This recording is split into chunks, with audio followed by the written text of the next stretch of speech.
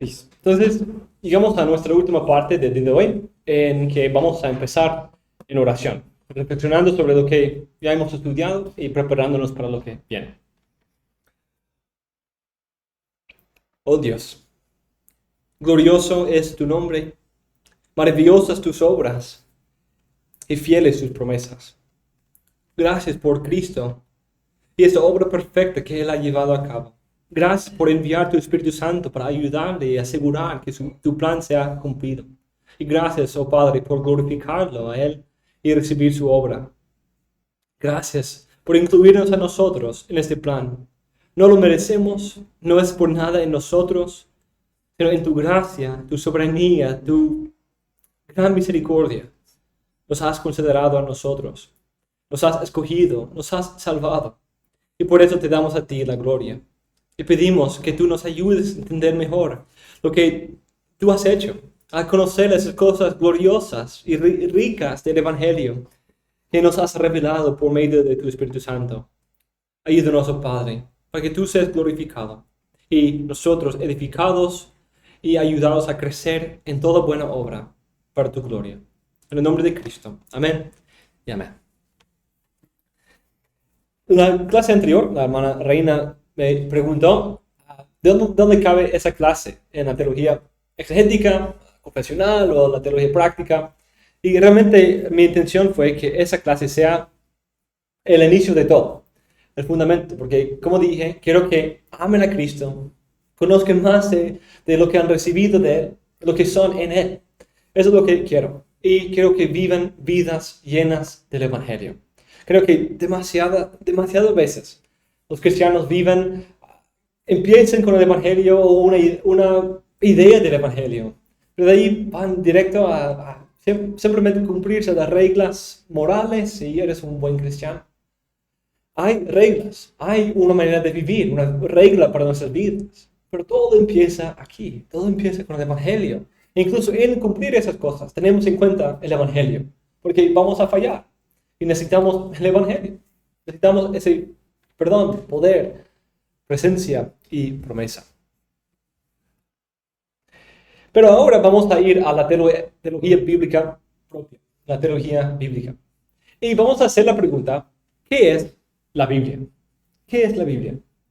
Y en esta clase mi meta es introducir la Biblia, su historia, y también hablar de la naturaleza de la Biblia en su unidad y diversidad, y la inspiración de las Escrituras. Y también quiero terminar con ver cómo la Biblia debe cambiar nuestras vidas.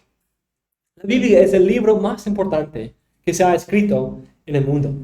Es el libro más publicado, el libro más discutido, el libro más leído y estudiado. Esta clase tiene el propósito de invitarnos a ser lectores y amantes de la Biblia por vida. Quiero invitarte a una búsqueda de tesoro, como piratas. Vamos a ir buscando el mapa, buscando las marcas y las señales, buscar la X para encontrar el tesoro. O como mineros, vamos a ir a la mina y excavar el oro y la plata de la palabra de Dios. Hago una pregunta que muchas veces hago a los estudiantes. ¿Te gustaría disfrutar del gozo y alegría de esa persona quien andando por medio de un campo se encontró con un gran tesoro escondido en el campo? ¿Te gustaría tener esa alegría? Imagínate la alegría de que lo que ahora he encontrado es más glorioso de todo lo que tengo. E incluso es digno vender todo lo que tengo para obtener esto. ¿Quieren ese tipo de gozo? ¿O quieren el gozo de haber ido a la batalla, ganado una gran victoria y poder llevar los despojos y gran botín de la batalla? ¡Qué victoria, qué alegría, qué cántico acompañaba esos momentos! Pero la Biblia describe los tesoros de la Biblia de esa manera. El salmista dice, yo me regocijo en tu palabra como el que haya gran botín. O Cristo compara el reino de los cielos que encontramos en las Escrituras con un hombre andando por un campo que encuentra un tesoro escondido en el campo. Entonces, te invito a esto. Te invito a esto en Dios encontrado en su palabra. La Biblia es un libro muy grande, antiguo, diverso y glorioso. Su escritura duró unos 1500 años, de alrededor de 1400 antes de Cristo, alrededor de 100 después de Cristo. Entonces, 1500 años. Se supone que algunos de los primeros textos fueron escritos del año 1450 y 90 más o menos termina. Escrito en 3 idiomas, hebreo, griego y arameo. Arameo siendo encontrado en Daniel, en Esdras, en un versículo de Génesis y otro versículo de Jeremías y algunas frases en el Nuevo Testamento. Fue escrito por unos 40 autores diferentes, algunos conocidos de la historia, otros solo allí en medio de ese libro lo vemos. Algunos eran líderes políticos y nacionales, sacerdotes, profetas, reyes, escribas, granjeros, pastores de ovejas literales, pescadores, recaudadores de impuestos, entre varias otras ocupaciones. Algunos de los libros que componen este libro grande son obras de un genio literario, mientras otros son cartas personales a amigos cercanos. Algunos son principalmente colecciones de historias, mientras otros son libros de canciones, leyes, genealogías, cartas, discursos públicos y muchas otras cosas. En medio de toda esta diversidad de la Biblia, ¿me creerían que esa Biblia relata una sola historia? Una sola historia que tiene a Cristo como su fin.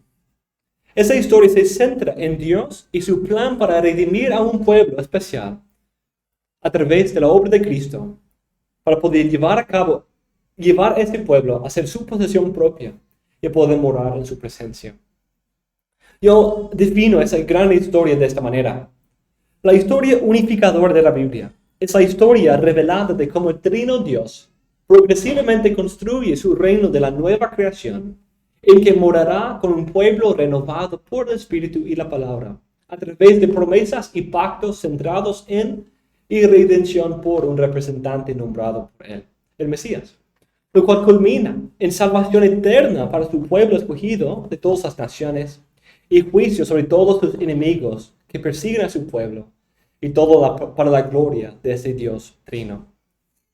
La Biblia empieza en Génesis, en que vemos el relato de la creación. Esa historia pone a Dios en el centro de todo.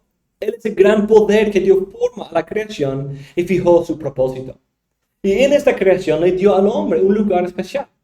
El hombre y mujer fueron puestos al final de toda la creación como su imagen, para andar en su presencia, en una relación pactual juntos en el matrimonio y con Él en el pacto que Dios formó con ellos. E incluso para reinar de parte de Dios sobre la creación.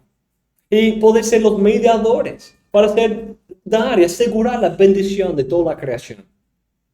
Pero sabemos la historia. Un enemigo, la serpiente, astuto, engañó a este primer hombre y su esposa con una historia falsa acerca de Dios, de que ellos podían alcanzar lo que Dios les retenía por su propia fuerza. Que Dios era malo y estaba guardando algo para sí y no quería un rival a su autoridad y gloria. Y por eso Él excluye al hombre de ese árbol del conocimiento del bien y del mal. Y el hombre traga con todo esa mentira y cae en la trampa de la astucia de la serpiente y desobedece a Dios y es juzgado con la maldición de la muerte que le afectó tanto a él como a toda su descendencia. Afectó la creación sobre la cual él fue puesto como rey y también le llevó a ser expulsado de la presencia de Dios. El pecado que afecta a toda la humanidad y el dolor, sufrimiento y muerte que este pecado y el alejamiento de Dios han causado. Viene todo eso aquí en esta historia. Pero en medio de este primer juicio, Dios hizo una promesa. La primera promesa, lo que se llama el proto-evangelion, el primer evangelio. La primera vez que Dios hace la promesa de que un día va a venir un Salvador, la simiente de la mujer, quien va a aplastar la cabeza de la serpiente. Él va a deshacer lo que Adán hizo, introduciendo la maldición, va a deshacer esa maldición y traer una nueva creación. Y va a hacer lo que Adán no pudo hacer, reinar sobre la creación, llenarla de bendición y la gloria de Dios y su presencia. Entonces la Biblia empieza a desarrollar la historia de la búsqueda de este hijo prometido. Al principio tenemos buenas esperanzas para su venida cuando Adán y Eva tienen un hijo justo en Abel, un buen hijo, un buen niño, qué bueno. Pero su hermano lo mató. Su hermano Caín, quien podía también haber sido parte de esa esperanza, Dios le dio la opción. Dijo, el pecado está al acecho. Cuidado. Puedes rendirte a él y ser destruido, o puedes dominarlo a él. Pero tristemente, Caín también tomó el mismo fruto, la misma mentira de la serpiente, y él fue maldito de la misma manera. Es una historia paralela. La misma clase de tentación, el mismo pecado al acecho y la misma maldición. Expulsado aún más de la presencia de Dios. La situación llegó a ser tan crítica que parecía que la realidad universal en todos los hombres, en todos los momentos, en todas las partes del mundo. Pero Dios respondió a esto porque Él dio un tercer hijo a Adán y Eva, Set, quien iba a ser, como Eva dice, una simiente en lugar de Abel, cuyo hermano lo mató. Y vemos esa historia sigue cuando muerte tras muerte tras muerte seguimos esperando cuando por fin llegamos a Noé. ¿Y qué significa el nombre Noé? Descanso. Porque su padre dice, Él será aquel que nos trae el descanso esperado. El descanso, que era la idea del séptimo día. El séptimo día de la creación fue una invitación. Invitar al hombre y a la mujer a terminar sus obras como Él y entrar a su reposo. Pero por el pecado están expulsados de ese reposo. Pero hay la esperanza de que Noé va a traer algo de restauración. Y sí lo hace, pero no es la salvación completa. Porque Él, después de haber salvado el mundo a través del arca del juicio de Dios, Él planta una viña, entra a su huerto y toma el fruto. Exactamente como Adán y Eva y como Caín antes de él. Y otra vez, aunque el juicio ayudó y creó una nueva creación, y con la misma comisión, la misma imagen de Dios llenando la tierra, pero todavía con pecado, todavía con la maldición, todavía con muerte. Pero de ahí, la historia de la Biblia se enfoca en una familia, la familia de un hombre, Abraham. Abraham vivía en Mesopotamia y Dios le llamó a salir de su hogar y mudarse a Canaán, donde iba a darle una nación grande y bendita y un lugar donde morar en la presencia de Dios. Un llamado en un sentido de regresar a Edén, regresar al huerto de Edén. En primer lugar, Abraham ya era viejo y su esposa era estéril. Entonces hay el problema, como mencionamos anteriormente. ¿Cómo va a suceder? ¿Cómo va a pasar esto? Pero Dios vez tras vez supera los problemas. Isaac también tiene 2 hijos, de la misma manera milagrosa. Su esposa también era estéril, pero Dios le abrió el vientre y le dio gemelos. Y había una pelea en esos 2 hijos. Incluso en el nacimiento, en el dar a luz, alumbramiento, había uno que agarró el calcañar de su hermana. ¿A qué suena eso? La serpiente, quien iba a coger el calcañar de la simiente. Y vemos que incluso en esta familia hay grandes pecados. De esa familia tan pecador como Jacob, él era un mal hombre por muchas partes de su vida. Él tomó muchas malas decisiones. Él era tan astuto como la serpiente, usando trucos y engaño para lograr la bendición, tratando de usar las tácticas de la serpiente para lograr la bendición que Dios había prometido. Lo cual es exactamente lo que Adán y Eva habían intentado. Lograr la bendición que solo Dios puede dar a través de la astucia de la serpiente. Pero Dios es glorioso. Dios puede salvar y traer salvación aún a través de personas tan terribles y tan necesitados de salvación. Y lo hace de una manera increíble. Porque uno de los pecados de Jacob era una parcialidad. Él tenía una esposa favorita, tenía hijos favoritos. Y eso llevó a mucho conflicto. Incluso que su hijo favorito sea matado. En una manera simbólica, no de verdad, pero casi matado. Tirado al foso para morir ahí. Pero el Señor lo rescata, lo envía a Egipto y allí él puede ser el instrumento de Dios para la salvación de la familia prometida. Y así la esperanza vive. Pero en medio de Egipto, ¿qué sucede? Son esclavizados. Surge un rey que no conocía a José, que no conocía la bondad y cómo José había sido el instrumento para la salvación de toda la nación, interpretando los sueños de Faraón. Y esclavizó a los israelitas. Y es como la serpiente buscando destruir la familia prometida. Y oprimirlos para que no se multiplicaran y se fructificaran. Lo que Dios había mandado a Adán y Eva antes. Pero Dios escuchó los clamores de su pueblo. Escuchó sus gemidos y se acordó de sus promesas. Y Dios envía a Moisés. Levantó a un Salvador, un redentor para rescatarlos de su esclavitud, en respuesta a las promesas anteriores y en respuesta a los clamores y gemidos de los oprimidos. Dios envía a Moisés. Pero Moisés tampoco era lo mejor. Él trata de tomarlo en su propia fuerza también. ¿Cierto? ¿Qué hace él? Mata a un egipcio para tratar de hacerlo en su propia fuerza. Pero el Señor lo toma, lo santifica y le ayuda a ser el instrumento de Dios. Dios entonces juzga a Egipto, saca los despojos de los egipcios y los lleva a su santo monte, donde Dios va a morar con ellos y entrar en relación pactual con ellos. Y les da una ley en que expone más claramente lo que Dios espera de ellos para entrar a su presencia y el plan de cómo hacerlo. El plan de cómo Dios iba a hacerlo a través de separarlos de todas las otras naciones en las leyes de comida y vestidura y las ceremonias, simbolizarles para el futuro un sacrificio perfecto y una obra de un sacerdote perfecto, y también dándoles la bendición de tener algo de la presencia de Dios en el templo o en el tabernáculo en ese tiempo, con la esperanza de que un día todo el pueblo pudiera entrar a su presencia. Pero tristemente, este pueblo seguía en pos de las prácticas y dioses falsos de las otras naciones.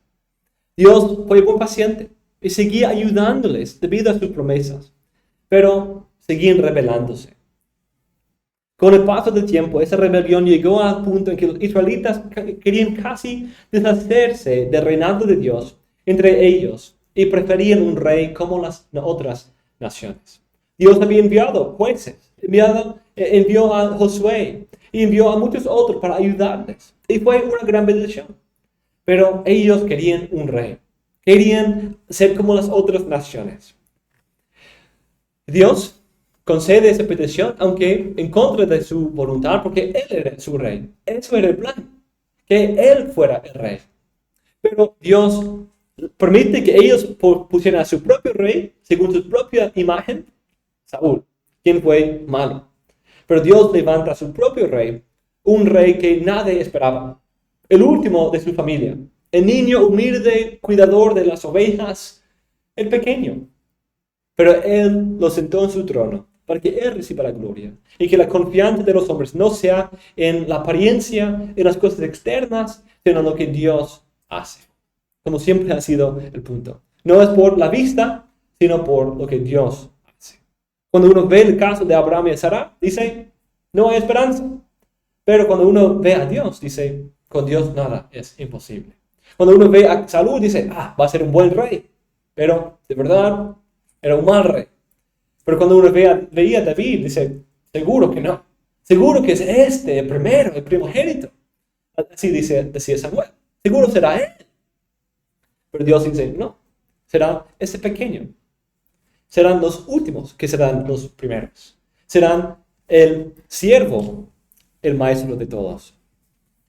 El primer hijo de David que se sentó en su trono fue muy bueno, sabio, justo, edificó el templo, reemplazando el tabernáculo, y él tuvo un reinado próspero y pacífico. Todo eso fue para cumplir el pacto que Dios había hecho con David, que iba a levantar de su simiente un rey como él para conquistar sus enemigos, edificar su casa y reinar en sabiduría, justicia y paz para siempre. Pero tristemente Salomón no fue bueno tampoco. Él fue muy bueno, pero no perfecto. Incluso él pecó en maneras muy grandes. Y tristemente, después de él, en juicio sobre sus pecados, el reino fue dividido. 10 tribus al norte y 2 en el sur. Y ellos seguían ese patrón de pecado, a pesar de profeta, a pesar de misericordia, a pesar de llamado al arrepentimiento. Dios envió juicio. Las maldiciones del pacto que él había dado al principio, él les había advertido. Entonces los tribus al norte son llevados a Asiria en juicio, en exilio en los años 776 y luego Babilonia unos 150 años después. Como los profetas que vinieron para llamar al pueblo al arrepentimiento y la obediencia de Dios y su pacto. También la Biblia contiene las palabras de sabios y músicos que escribieron la palabra de Dios para guiar al pueblo en una vida sabia y una obediencia a la ley de Dios. La vida del pueblo en su pacto era una vida de temor al Señor, obediencia a Él, aplicar su verdad a sus vidas y vivir en ese mundo de dolor y confianza en Él o alabanza y gratitud a Él. Y los libros de sabiduría y canciones reflejan esa realidad de la vida en el pacto de Dios. Y de ahí el Antiguo Testamento termina con esta esperanza. El pueblo regresa de su exilio después de 70 años. Está en la tierra, pero todavía los mismos problemas siguen. 70 años de exilio y ni con eso aprendieron su lección. Entonces están en su tierra, pero hay persecución, hay opresión de otras naciones, hay pecado todavía. Entonces están en la tierra, pero en un sentido todavía exiliados. Y están anhelando, diciendo, por favor, que venga el Mesías que has prometido, que suba a la tierra y que nos salve. Ese hijo de David que has prometido, que él venga. Y de hecho, uno de los últimos textos, el último pasaje en ese orden que vimos de Jesús, es 2 Crónicas, el último libro, y termina con ese llamado, que el pueblo de Dios vuelva a su tierra, construir su casa y regresar a su presencia. Y así termina la esperanza del Antiguo Testamento, esperando y anhelando la venida del Mesías. De ahí abrimos otra página, la próxima página de la Biblia, y vemos esas palabras. El libro de las genealogías de Jesucristo. El hijo de David, el hijo de Abraham. El Nuevo Testamento abre con esa declaración. El Salvador prometido ha venido. La esperanza de ese hijo de la mujer, hijo de Abraham, hijo de David, por fin, mira, aquí está. Ha venido.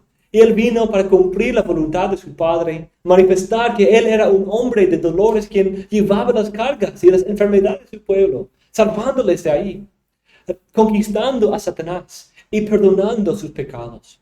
Y para lograr esto perfectamente, incluso tuvo que humillarse hasta la muerte. Hasta la muerte en una cruz vergonzosa, donde Dios le trató como si fuera pecado, como un sacrificio, en que Él imputó sobre su cabeza los pecados de su pueblo, para que el alma que peca muera, para que nosotros recibamos en Él la salvación eterna. Cristo murió en nuestro lugar y en su resurrección también nosotros podemos tener esperanza de vida en Él. Y esa obra de Cristo es Él mismo deshaciendo lo que Adán hizo. Y en su resurrección y ascensión empieza a hacer lo que Adán no hizo. Envía a su novia, a su esposa, a ir al mundo, llenar el mundo de la gloria de su reino y de su enseñanza y de discípulos que son imágenes pequeñas de Cristo. Y vemos cómo esa historia va fructificándose y multiplicándose desde Jerusalén hasta Judea, hasta Samaria, hasta los últimos confines de la tierra, en el libro de Hechos. Y de ahí, en ese nuevo pacto, necesitamos también guía. Y tenemos las cartas que nos guían a cómo vivir en esto. ¿Cuáles son los detalles de esa obra tan gloriosa? Explican y apliquen esa obra de Cristo para el pueblo de Dios en este nuevo pacto. Y el libro termina con el libro de Apocalipsis, que da una perspectiva celestial de lo que está sucediendo en el mundo. Cuando, por ejemplo, el libro de Job empieza con una visión celestial, en que uno ve el trono de Dios y los hijos de Dios allí en un tipo de concilio. Vemos algo que no se puede ver con los ojos terrenales. Y en un sentido, eso nos ayuda a entender lo que pasó en el libro de Job. Porque sería fácil ponernos de acuerdo con los amigos de Job que le dieron malos consejos, le acusaron y muchas cosas. Pero al ver la visión celestial, ya tenemos una perspectiva más clara y nos guía. En un sentido, Apocalipsis es esa visión celestial que nos ayuda a ver lo que está pasando en este mundo, poder entender este tiempo en que vivimos y poder enfrentarlo con esperanza, con fe y con perseverancia. En un sentido, ese es el resumen de la Biblia. Entonces, hacemos algunas otras preguntas sobre la Biblia.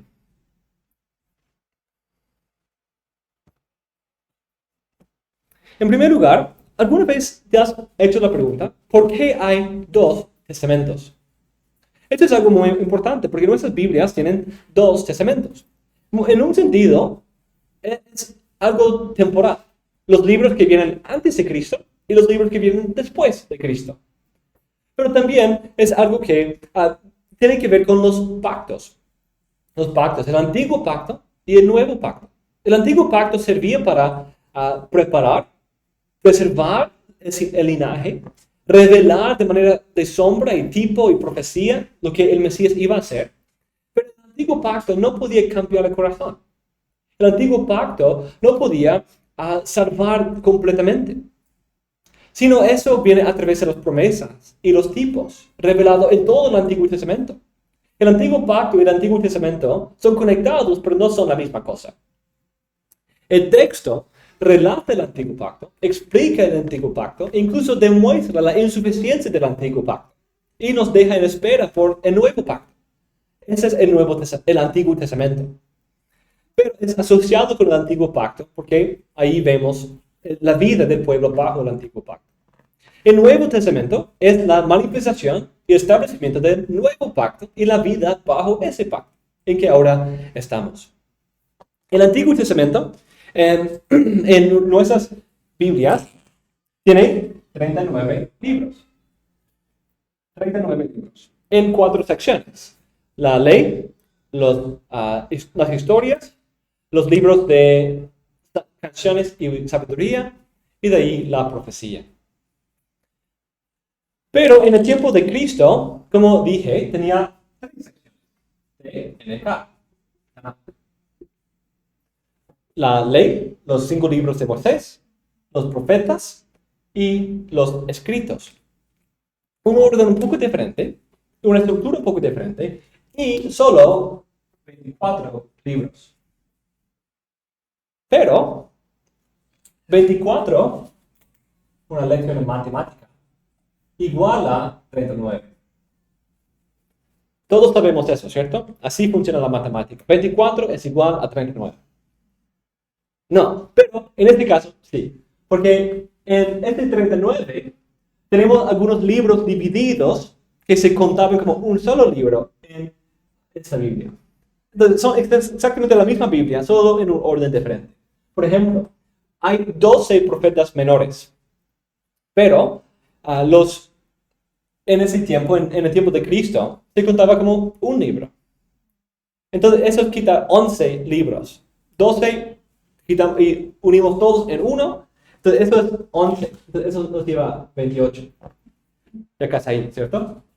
Y de ahí tenemos primera y segunda de Samuel, primera y segunda de Reyes, primera y segunda de Crónicas, que de hecho son un solo libro. Pero debido a que son gigantes Y serían quizás incluso más largos que Salmos si fueran un solo libro. En la Biblia hebrea son un solo, pero en nuestra Biblia son dos. De eso quita tres. Y de ahí, finalmente, el libro de Esdras y Nehemías fueron unidos en un solo libro también. Y eso nos lleva a 24. Entonces, es el mismo contenido que en nuestras Biblias, pero un poco diferente. Y esa estructura es importante. Y parece ser, hay argumentos convincentes de que así era la Biblia en el tiempo de Cristo. Y creo que es importante entender esa realidad. El Nuevo Testamento consiste en 4 partes principales. Tenemos las buenas nuevas, o el Evangelio, que es lo que significa, en que tenemos la vida de Jesús, su vida, ministerio, muerte y resurrección. El libro de Hechos es como un libro aparte, en que es la historia de la iglesia primitiva en su primer avance. De ahí tenemos las cartas, y son 2 secciones, las cartas paulinas y las cartas generales.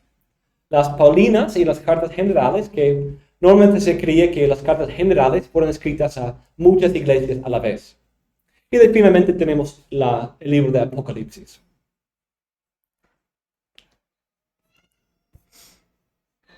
Pensemos ahora de una realidad súper importante de la Biblia.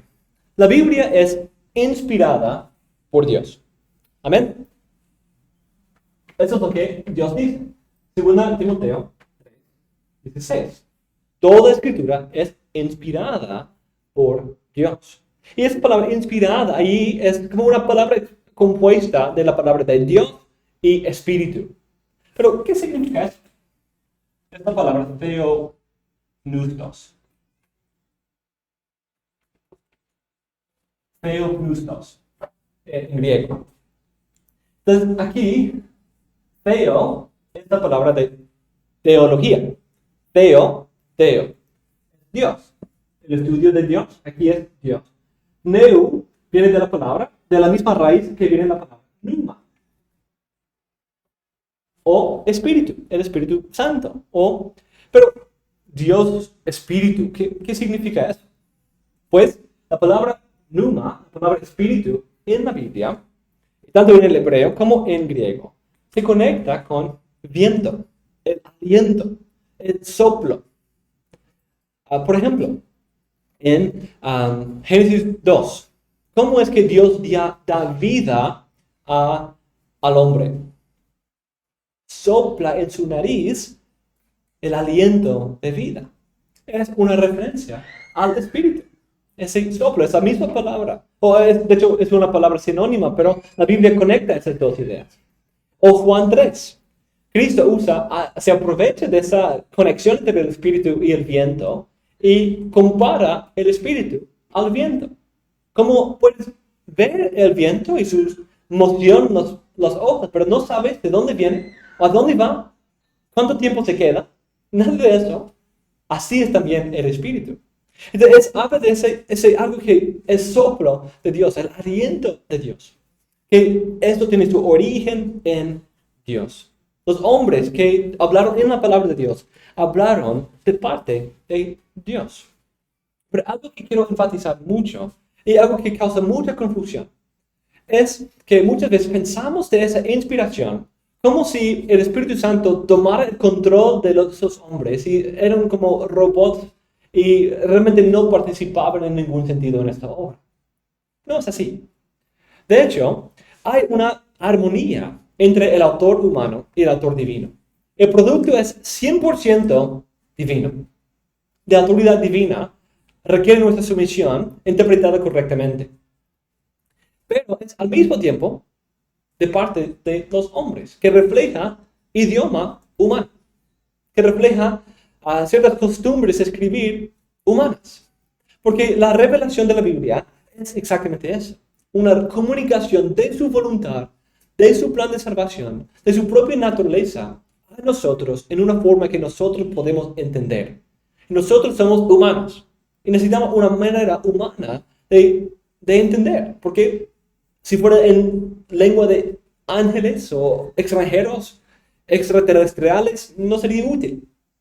Sino necesitamos un idioma humano. Y eso es lo que Dios nos ha dado. Entonces tenemos autores que escribieron de muchas maneras diferentes.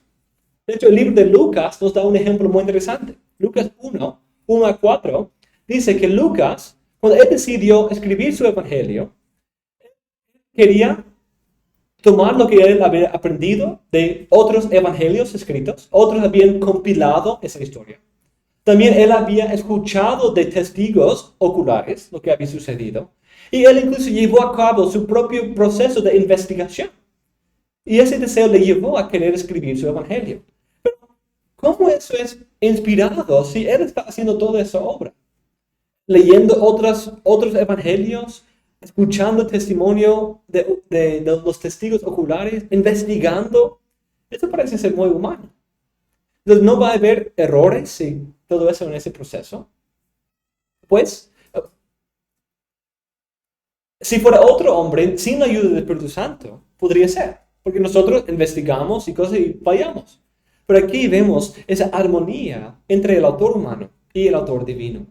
Que el Espíritu Santo perfectamente supervisó esa obra de Lucas en todo ese proceso. Y todo fue su producto. El producto del Espíritu Santo. Cada autor tiene su propio estilo. Habla en géneros distintos. Hablan con vocabularios y idiomas distintos incluso.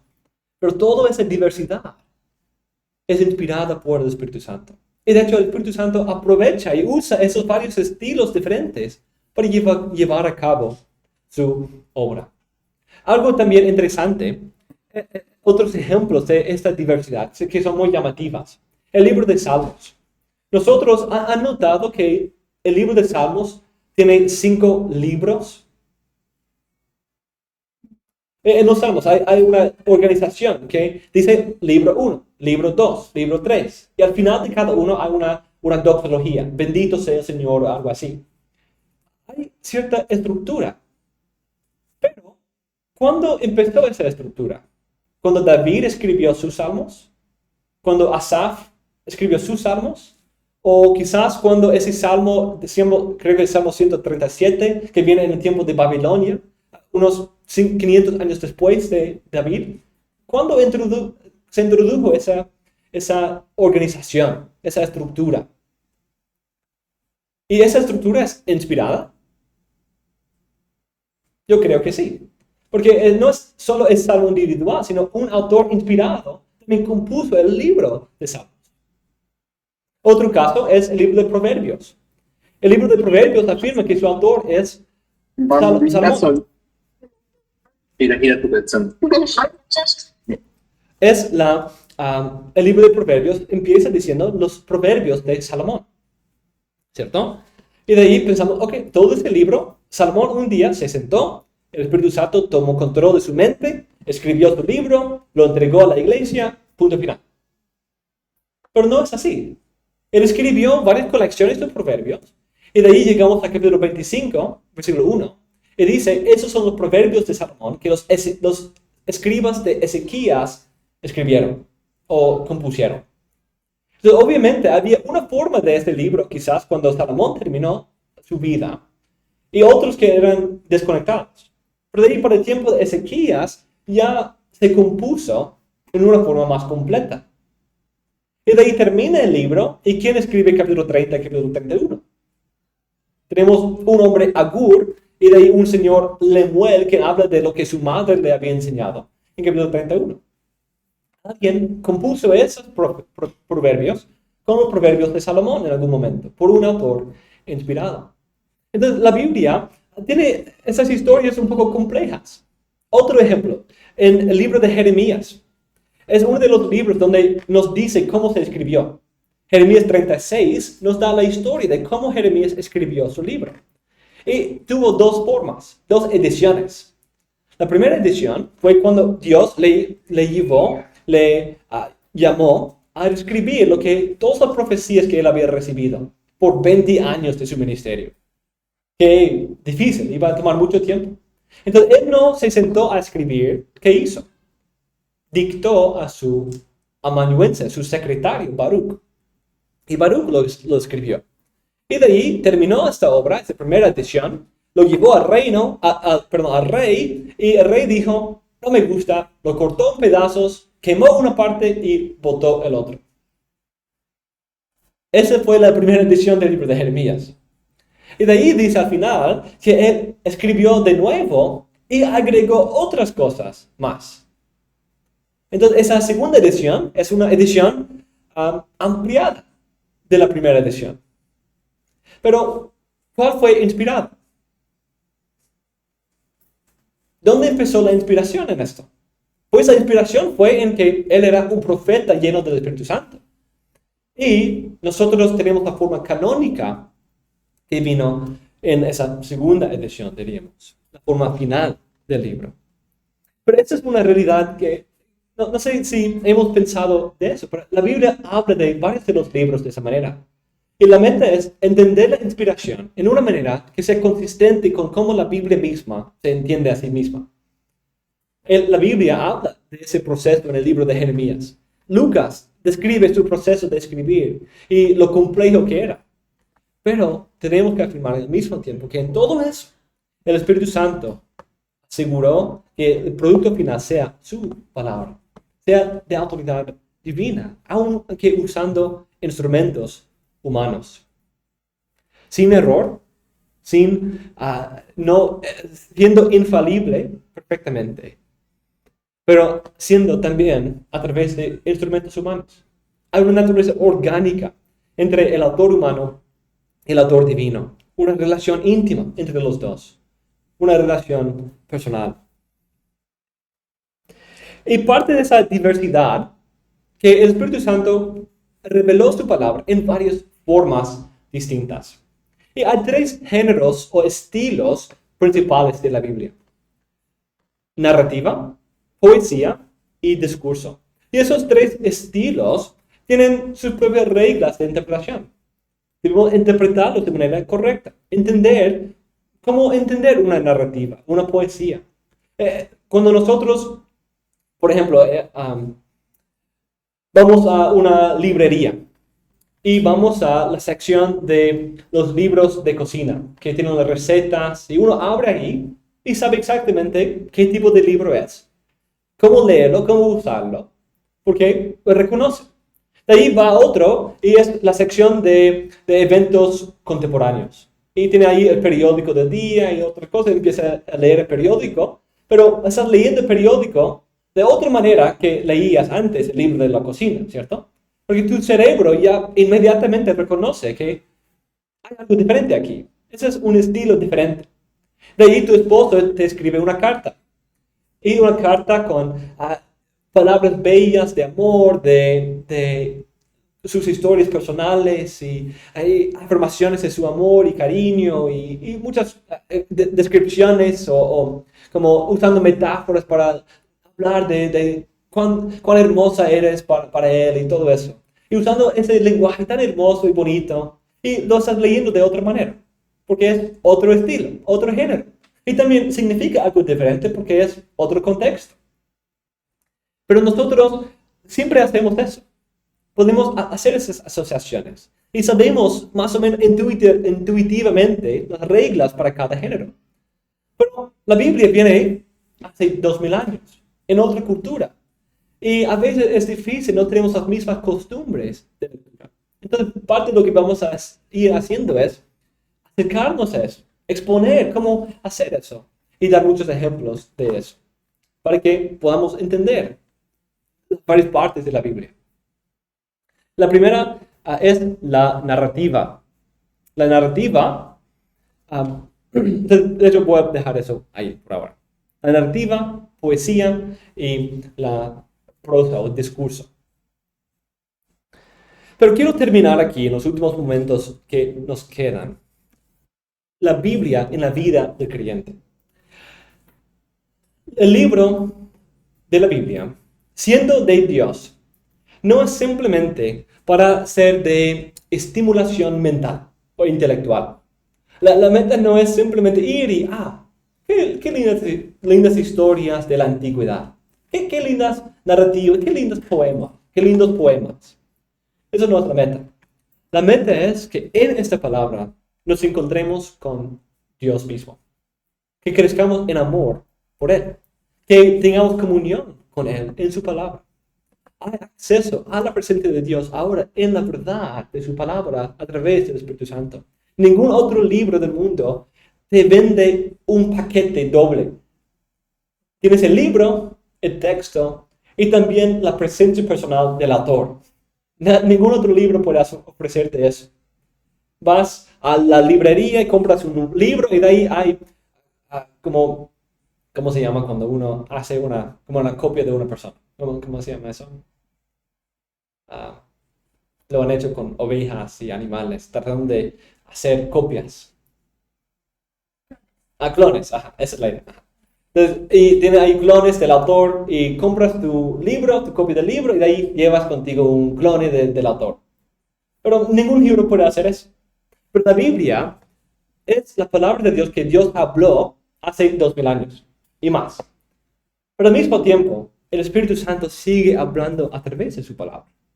Sigue exponiendo nuestras vidas, exponiendo nuestros pecados, consolando nuestras aflicciones, guiándonos en el camino correcto, dándonos a conocer a Dios a través de su palabra. Es un libro único. Entonces la Biblia debe cambiar nuestras vidas.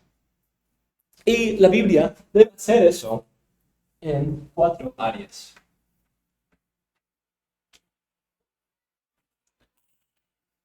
En primer lugar, nos confronta en la mente, en nuestra manera de pensar.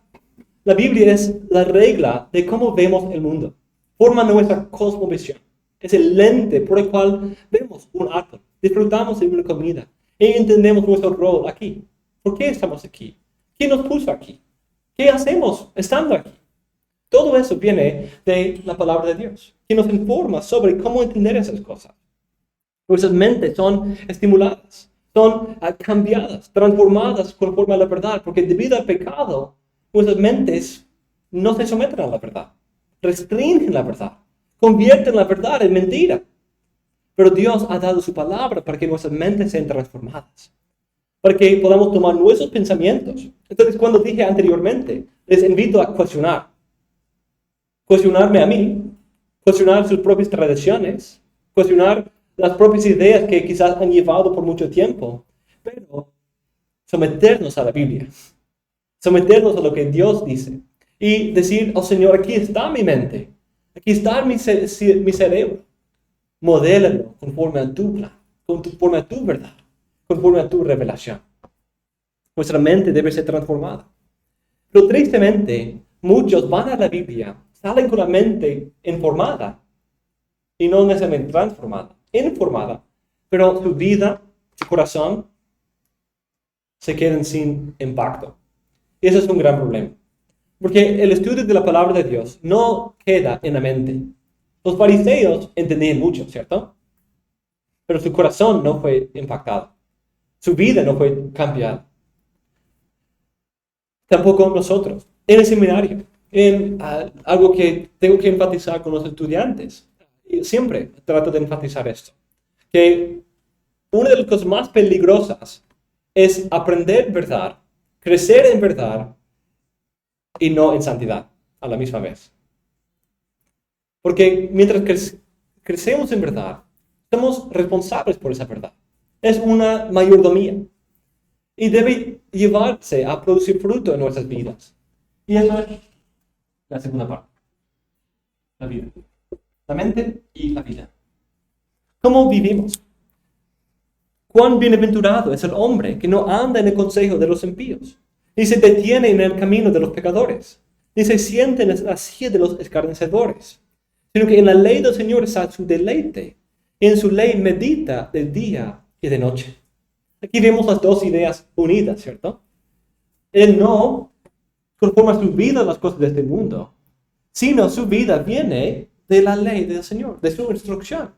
Y en su instrucción, él medita de día y de noche. El hombre que es bienaventurado guía su vida conforme a la palabra de Dios y llena su mente con la palabra de Dios. Entonces, cuando nosotros leemos la Biblia, estudiamos la Biblia, esperemos tener nuestras mentes informadas y también nuestras vidas transformadas. Que nosotros podamos responder a la verdad en una manera apropiada, apartándonos del mal, confiando y temiendo al Señor, amándole a Él más, amando a nuestro prójimo más y creyendo en el Evangelio.